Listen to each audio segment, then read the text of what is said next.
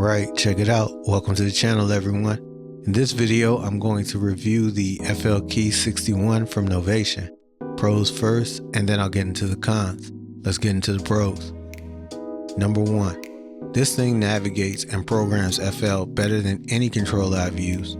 If you want to get away from your mouse and control the DAW in a way that's hands-on, this board is definitely ready for the task.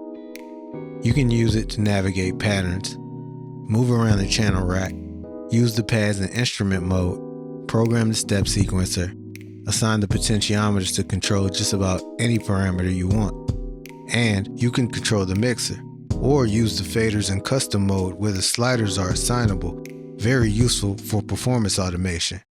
You can tell the integration was well thought out and that it truly is tailored to enhance your workflow. Number 2. I really value the transport controls. Having transport directly on a keyboard may seem minute, but it's really helpful. I can recall plenty of times where an idea escaped while I was reaching for a mouse setting up to record. Additionally, many keyboards on the market have transports that don't work well with FL. This one, being designed for it, works flawlessly. Number 3. I'm a huge fan of the music theory features. It has a scale mode that can lock the keyboard so you don't accidentally hit notes outside of a selected scale. This is a nice crutch for those of us still learning to play the keys or who just flat out lack finger dexterity. In addition to the scale features, it gives us chord modes. First is the basic scale chord mode, that's your triads, sevenths, ninths, etc. Then there's two other modes. One is the fixed chord, which lets you play a custom chord shape across the entire keyboard with just a single finger. The third mode is a user chord mode, and with it you can program whatever chords you want to the pads. The part that I find really clever is that you can go outside of a scale, which allows you to build really creative chord progressions. Number 4. The pad sensitivity. The responsiveness is elite. They're certainly more spongy than the Machine and Akai pads, so if that means a lot to you, careful. However, I think they feel fine. And the fact that I don't notice any latency when finger drumming makes them remarkably good compared to other controllers I've used. Number 5. Note repeat. I think we all love the performance aspect of note repeat, and I also find it to be more efficient than slicing notes in the piano roll. Number 6. The ability to transpose quickly.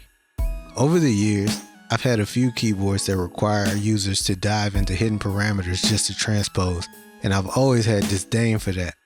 With the FLkey, it's just shift plus octave up or down, and I really appreciate the simplicity. Okay, so the features that I've listed thus far are what I consider to be the main pros, but I also have honorable mentions. First one being the synth action key bed. It feels really good under my fingers. The keys are light and easy to push down, yet they have a springiness to them. But if challenged, I will concede all day this key bed does have some shortcomings. I compared it to my synths, and when I slid down the keys on the FL61, I could feel and hear a quality difference. The synths are much smoother and a tad quieter. Then lastly, we have the rear side of the board. Here you get a 5-pin MIDI out, USB port for power or connecting to your computer, and an input for sustain. Nothing to rave about, but certainly all good things to have. Now, let's move on to the cons. Number 1. It doesn't have a power switch.